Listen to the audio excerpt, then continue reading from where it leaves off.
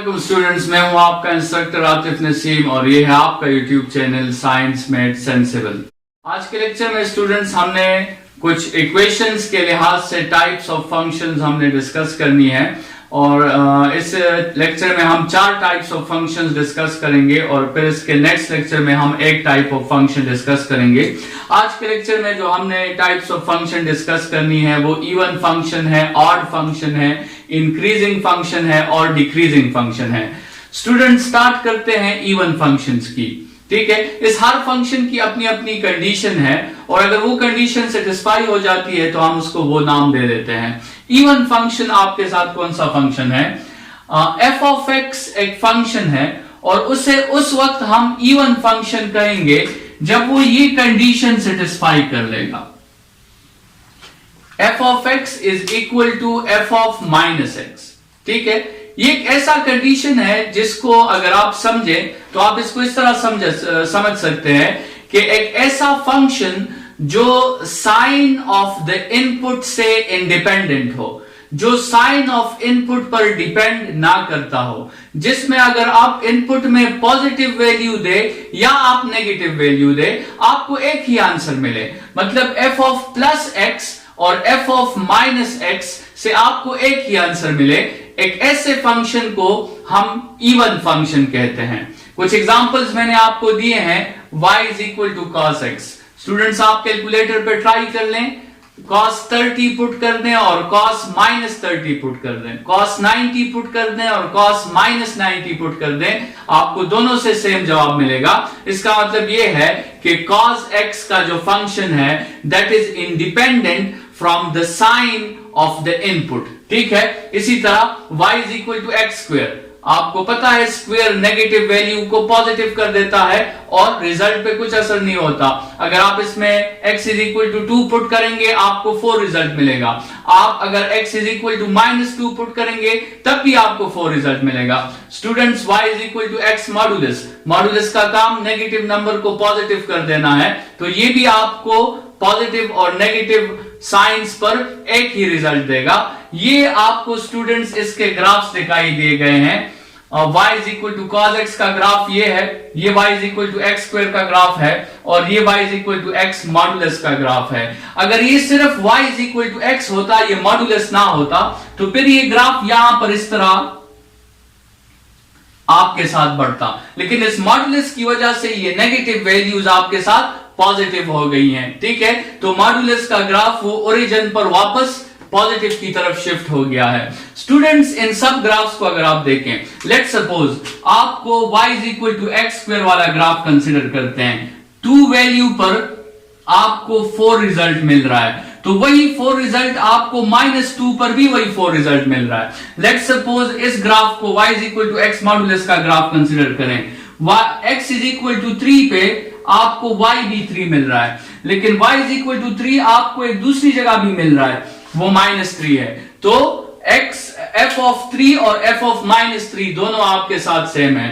Students जो even functions के graphs होते हैं वो आपके साथ y एक्सिस पर साइमेट्रिक होते हैं। ये y एक्सिस पर एक दूसरे का इमेज होते हैं या y एक्सिस पर ये एक दूसरे का रिफ्लेक्शन होते हैं। तो स्टूडेंट्स जो भी ग्राफ आपके साथ y एक्सिस पर साइमेट्रिक होगा वो ग्राफ इवन फंक्शन का ग्राफ होगा।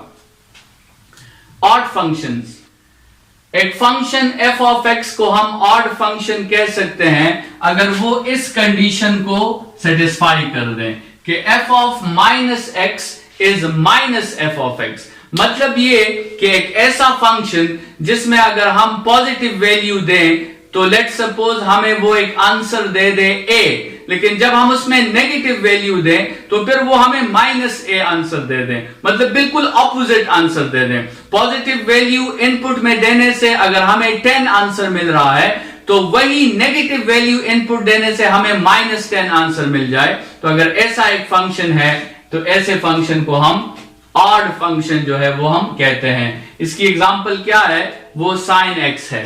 स्टूडेंट्स आप जो है साइन 90 अगर आप पुट करें, लेट्स सपोज साइन 90, तो आपको 1 आंसर मिलता है। लेकिन अगर आप साइन -90 कैलकुलेटर में पुट करें तो आपको -1 आंसर मिलता है। ठीक है, तो मतलब ये आपके साथ ऑड फंक्शन है। इसी तरह y is equal to X जो है वो ऑड फंक्शन है। अगर आप 3 पुट करते हैं तो आपको आउटपुट में 3 रिजल्ट मिलता है, लेकिन अगर आप -3 पुट करते हैं तो फिर आपको -3 रिजल्ट मिलता है, तो ये भी एक ऑड फंक्शन है। इसी तरह y is equal to X cube, अगर आप x में 2 पुट करते हैं आपको y की वैल्यू 8 मिलती है, लेकिन अगर आप x में -2 पुट करते हैं तो आपको y की वैल्यू भी -8 मिलती है। मतलब ये है कि इसमें अगर हम नेगेटिव इनपुट दे दें तो इसका आउटपुट भी नेगेटिव हो जाता है। अगर ऐसा एक फंक्शन है तो उसे हम ऑड फंक्शन कहते हैं। ठीक है, ये इसकी कुछ आपको एग्जांपल्स गिवन है, और भी आप जो है डेली लाइफ से बहुत से एग्जांपल्स उठा सकते हैं। स्टूडेंट्स, जब भी आपका क्वेश्चन आता है कि साबित करें कि ये इक्वेशन इवन फंक्शन है या ऑड फंक्शन है, तो इसका सॉल्यूशन बहुत सिंपल है। देखें, आपको f ऑफ x पहले से गिवन होगा, फंक्शन आपको पहले से गिवन होगा। आपने 2 चीजें फाइंड करनी होंगी। एक तो आपको f ऑफ -x जो है वो फाइंड करना होगा, मतलब उस फंक्शन में आपने x की जगह -x पुट करना होगा, और दूसरा आपने -f ऑफ x फाइंड करना होगा, मतलब इस पूरे फंक्शन को जो आपको गिवन है इसको आपने माइनस से मल्टीप्लाई करना होगा। ये 3 चीजें एक आपके साथ गिवन है और 2 चीजें आप फाइंड कर लेंगे। f ऑफ x आपके साथ गिवन है, आप f ऑफ -x फाइंड कर लेंगे और -f ऑफ x फाइंड कर लेंगे। और फिर स्टूडेंट्स आपने देखना है कि इन तीनों इक्वेशंस में कौन से इक्वेशंस आपस में इक्वल हैं। अगर आपके साथ इक्वेशन 2 और 3 आपस में इक्वल हो गए, अगर इक्वेशन 2 और इक्वेशन 3 आपके साथ आपस में इक्वल हो गए तो ये कंडीशन ऑड फंक्शन का है। इसका मतलब आपका आंसर क्या होगा? ऑड फंक्शन होगा। लेकिन अगर आपका इक्वेशन 1 और इक्वेशन 2 इक्वल हो गए, अगर इक्वेशन 1 और इक्वेशन 2 इक्वल हो गए तो फिर ये कंडीशन इवन फंक्शन का है, तो फिर आपके साथ वो फंक्शन इवन होगा। और अगर इन तीनों में ना ये दोनों इक्वल हुए ना ये दोनों इक्वल हुए तो फिर आप रिजल्ट में बताएंगे स्टूडेंट्स कि ये फंक्शन ना तो इवन है और ना ही ऑड फंक्शन है। स्टूडेंट्स, एक 2 छोटे से टॉपिक है, इंक्रीजिंग फंक्शंस और डिक्रीजिंग फंक्शंस। जब एक फंक्शन का ग्राफ ऊपर की तरफ जा रहा होता है तो हम उसे इंक्रीजिंग फंक्शन कहते हैं, लेकिन जब वो ग्राफ नीचे की तरफ आ रहा होता है तो हम उसको डिक्रीजिंग फंक्शन कहते हैं। स्टूडेंट्स, यहां पे मैं आपके लिए एक ग्राफ कंसीडर कर लेता हूं। यहां पे आप ये देखें, ये आपके साथ कोऑर्डिनेट सिस्टम है और लेट्स सपोज इस तरह का एक ग्राफ है। ठीक है, ये हमारे साथ एक ग्राफ है। अच्छा स्टूडेंट्स, इस ग्राफ में यहां तक जो आपके साथ रीजन है, यहां तक ये इंक्रीजिंग रीजन है, इसमें वैल्यूज y की वैल्यूज इंक्रीज हो रही हैं, और ये जो रीजन है ये डिक्रीजिंग रीजन है। ठीक है, और इस ग्राफ को अगर हम थोड़ा सा और आगे कंटिन्यू करें, लेट्स सपोज इसको इस तरह स्ट्रेट ले जाएं, ठीक है, तो ये जो है आपके साथ यहां तक जो आपके साथ रीजन है, यहां तक ये डिक्रीजिंग रीजन है, क्योंकि इसमें हम x की वैल्यूज को इंक्रीज कर रहे हैं लेकिन y की वैल्यूज डिक्रीज हो रही है, और ये रीजन आपके साथ कांस्टेंट रीजन है। ठीक है, इसको हम किस तरह चेक करते हैं स्टूडेंट्स? हम x की 2 वैल्यूज उठा लेते हैं, x1 और x2, और हमने जो वैल्यूज उठाई हैं उसमें हमारे साथ x2 जो है that is greater than x1, और ये x2 और x1 की वैल्यूज हम फंक्शन में पुट कर देते हैं, तो आपके साथ ये जो पॉइंट आया है this is f of x2, और ये जो पॉइंट आया है this is f of x1। अगर x2 x1 से ग्रेटर है और f ऑफ x2 भी f ऑफ x1 से ग्रेटर है, इसका मतलब x की वैल्यू को इंक्रीज करने से y भी इंक्रीज हो रहा है, and such a function is called increasing function. लेकिन अगर यही वैल्यूज आप यहां पर उठाते हैं x1 और x2 और उसे फंक्शन में पुट कर देते हैं, तो इधर आप देख सकते हैं कि x1 की वैल्यू ज्यादा है और x2 की वैल्यू कम है।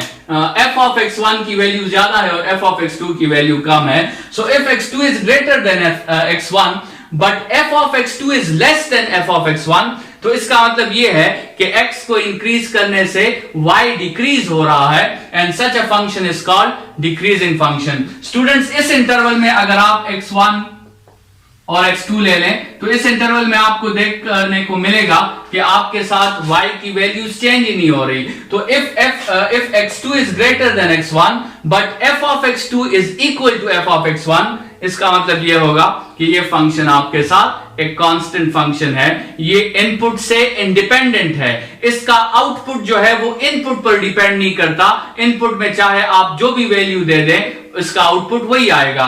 मतलब लेट्स सपोज आपके साथ एक इक्वेशन है y is equal to 10 या f of x is equal to 10, इसमें आप x की जो भी वैल्यू पुट करोगे आपको रिजल्ट में 10 ही आंसर मिलेगा। तो such a function is called a constant function. Students, इस लेक्चर में हमने 4 टाइप्स ऑफ फंक्शन डिस्कस किए। नेक्स्ट लेक्चर बहुत इंपॉर्टेंट है जिसमें हम एक फंक्शन डिस्कस करेंगे, इनवर्स ऑफ अ फंक्शन, और अगर हमें मौका मिला तो हम कंपोजिट फंक्शंस की भी बात करेंगे। ये दोनों टॉपिक्स आपके एएस के कोर्स के काफी इंपॉर्टेंट लर्निंग ऑब्जेक्टिव्स हैं और इस पे हमेशा हर पेपर में आपके क्वेश्चन जो है वो मौजूद